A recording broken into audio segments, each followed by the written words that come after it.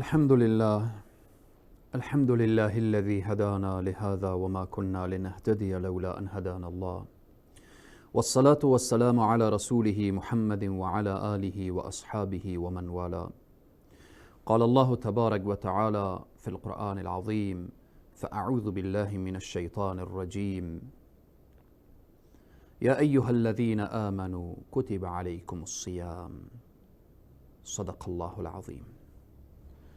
عن عائشة رضي الله عنها قالت: كان رسول الله صلى الله عليه وسلم إذا دخل العشر شد مئذره وأحيا ليله وأيقظ أهله.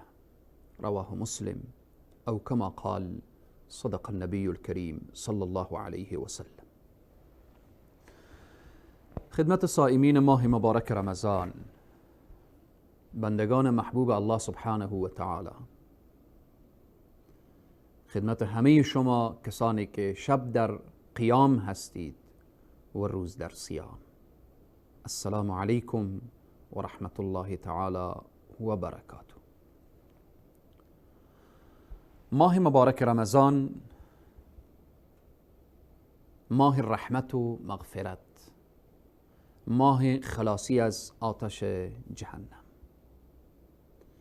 این ماهی است که الله سبحانه و تعالی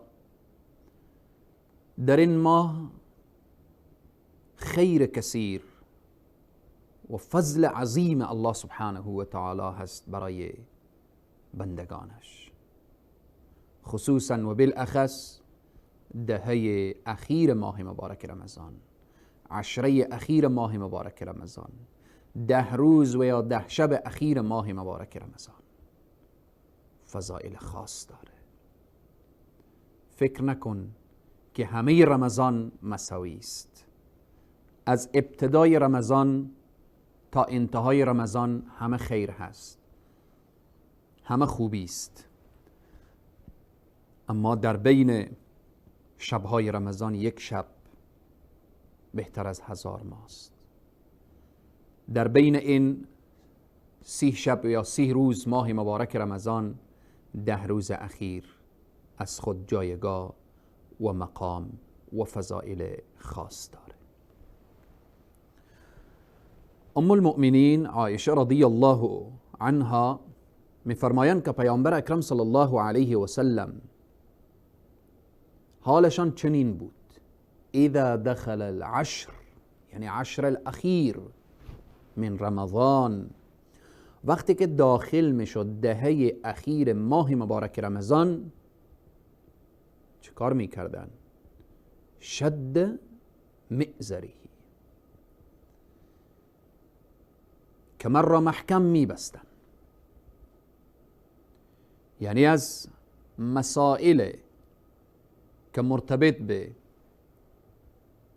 جماع و اینها میشد در دهه اخیر شد مئزر میشد، کمر محکم بسته میشد. از یک طرف به اصطلاح یا به این معنا اون ازار محکم میشد که رسول اکرم صلی الله علیه وسلم دیگه به طرف ازواج مطهرات نزدیک نمیشدن. از یک طرف دیگه معنا اینه که کمر را محکم میبستن به عبادت الله سبحانه و تعالی. در روایت دیگر ام المؤمنین میفرمایند که رسول اکرم صلی الله علیه و سلم اذا كان رمضان قام و نام، وقتی رمضان می آمد رسول اکرم صلی الله علیه و سلم شب زنده‌داری میکردن و میخوابیدن. فاذا دخل للعشر شد المئزر واجتنب النساء، از زنها دوری میکردن. حتی در روایت دیگه میاره ام المؤمنین میفرمایند که در دهه اخیر ماه مبارک رمضان لحظات رسول اکرم صلی الله علیه و سلم چنان به عبادت الله سبحانه و تعالی مصروف بودن و مشغول بودن که ما احساس میکردیم گویا از ما بیگانه شدن. تمام توجهشان به طرف الله سبحانه و تعالی میشد.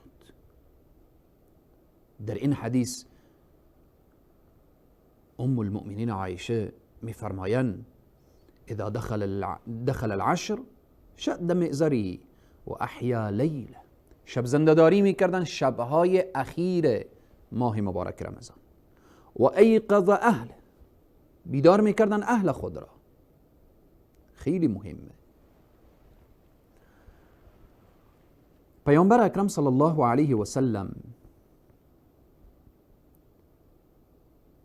با او عظمت و بزرگی الله سبحانه وتعالی گناهانش را، خطاهایش را، لغزشهایش را بخشیده.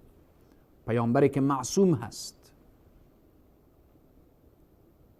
در دهه اخیر ماه مبارک رمضان چنان به عبادت می پرداختن، چنان به عبادت می پرداختن و چنان شب زنده‌داری داشتن که ام المؤمنین عایشه می فرماید که ما احساس می کردیم که ما را فراموش کردن و احساس می کردیم که از ما بیگانه شدن. آیا امروز من و توی مسلمان با این گناهانی که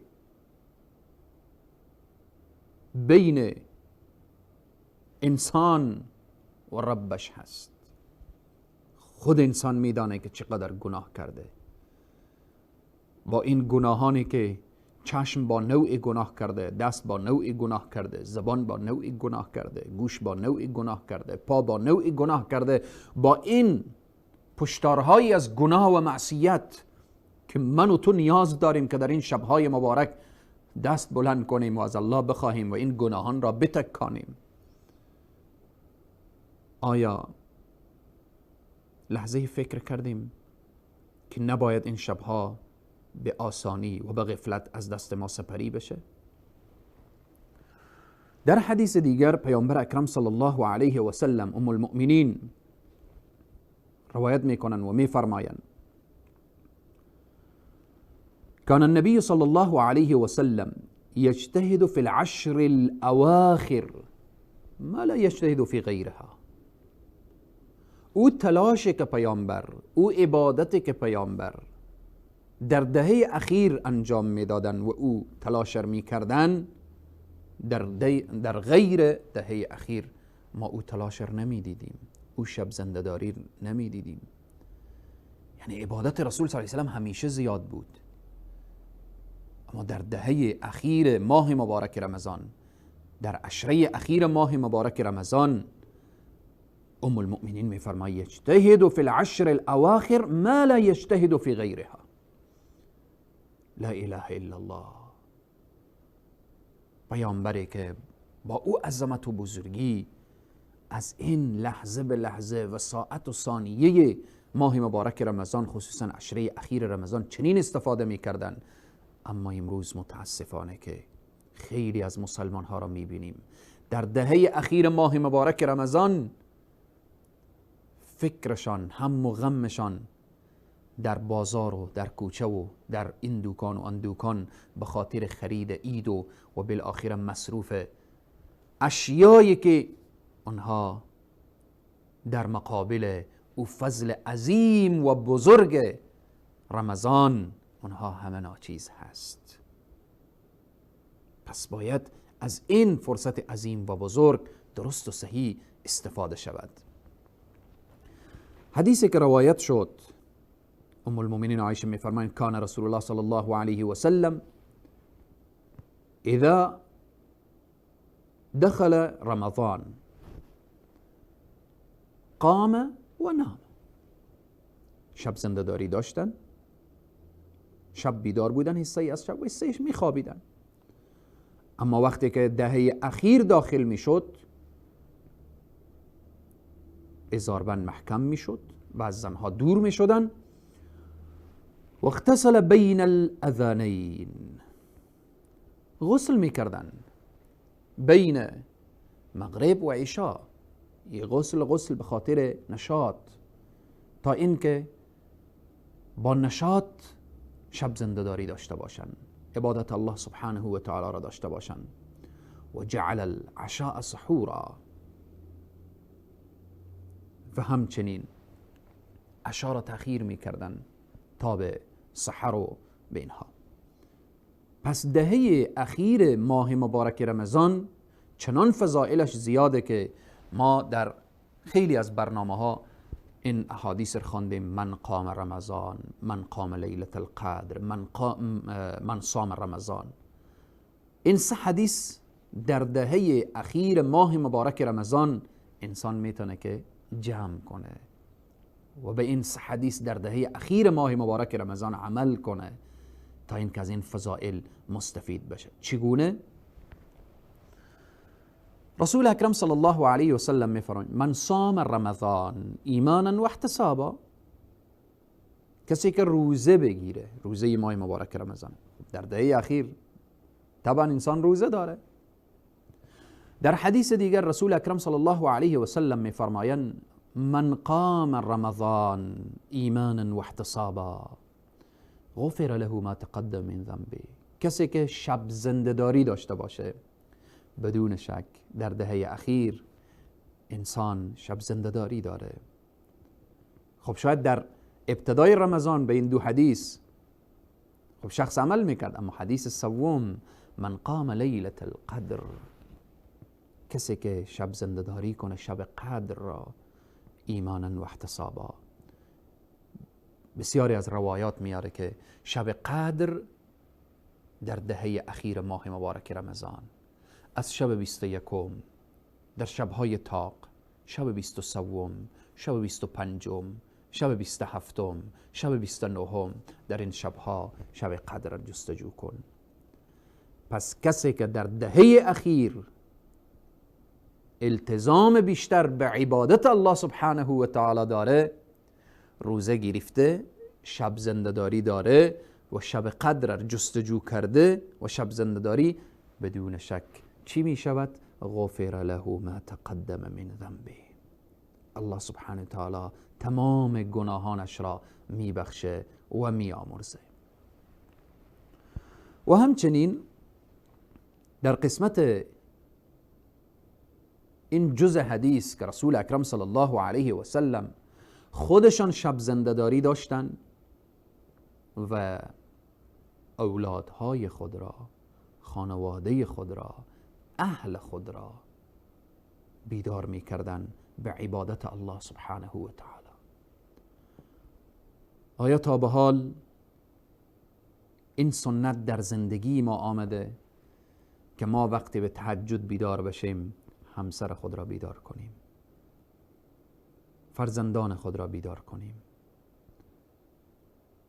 در کنار همدیگر به عبادت الله سبحانه و تعالی بپردازیم؟ رسول اکرم صلی الله علیه و سلم در دهه اخیر چنین میکردن. فرزندان، اهل خود را، خانواده خود را، اینها را صدا میکردن به نماز، به تهجد، به تلاوت، به عبادت الله سبحانه و تعالی. الله سبحانه و تعالی مسئولیت عظیم و بزرگی از اولادها و از خانواده به دوش ما گذاشته. کلکم راع و کلکم مسئول عن رعیته. همه ما مسئولیت داریم در قبال زن و فرزند، در قبال خانواده. کارهای خیر وقتی داشته باشیم فرزندان ما میبینن، سخن نیکو بگیم فرزندان ما میبینن، اعمال شایسته انجام بدیم فرزندان ما میبینن. فرزندان ما با همان رشد میکنن. فرزندان ما کردار ما، گفتار ما و اعمال ما را مشاهده میکنن. پس وقتی که در دهه اخیر بیدار میشوید به عبادت الله سبحانه و تعالی، اهل و خانواده را بیدار کنید تا اینکه اونها هم راز و نیاز داشته باشند با پروردگار خیش. رسول اکرم صلی الله علیه و سلم افضل الاعمال در 10 روز اخیر ماه مبارک رمضان بیان کردن. بهترین اعمال، با فضیلت ترین اعمال چی وقت است؟ دهه اخیر ماه مبارک رمضان. و در دهه اخیر ماه مبارک رمضان بهترین عبادت چیست؟ صلات هست. نماز بخوان، دعا کن. الدعا هو العباده. تلاوت قرآن با تدبر و با تفکر داشته باش. خلاصه فکر بکن که 11 ماه اگر به غفلت سپری شد در رمضان باید جبران بشه. اگر از ابتدای رمضان تا در دهه اخیر تا شب 21 یا 20 ماه مبارک رمضان متوجه شو که اگر درست استفاده نکردی به این 10 روز جبران داشته باش. الله سبحانه و تعالی این ماه مبارک رمضان و دهه اخیر ماه مبارک رمضان را برای ما بزرگترین نعمت است که آورده. فتحت ابواب الجنه و غلقت ابواب النار و سلسله الشیاطین. دروازه های بهشت باز هست، دروازه های جهنم مسدود هست. شیاطین به زنجیر کشیده شده. حالا آستین همت را بلند بزن و تلاش بکن تا اینکه جبران گذشته شود.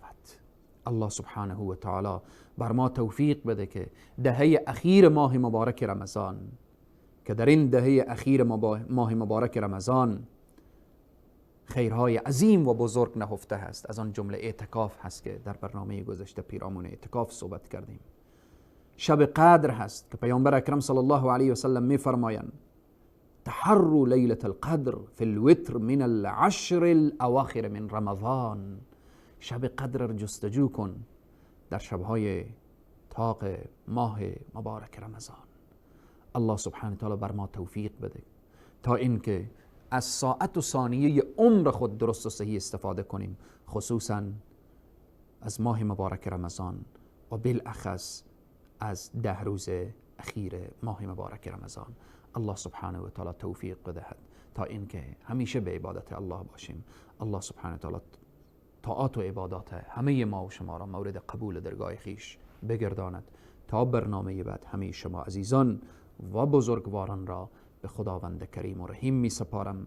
و السلام علیکم و رحمت الله تعالی و برکاته.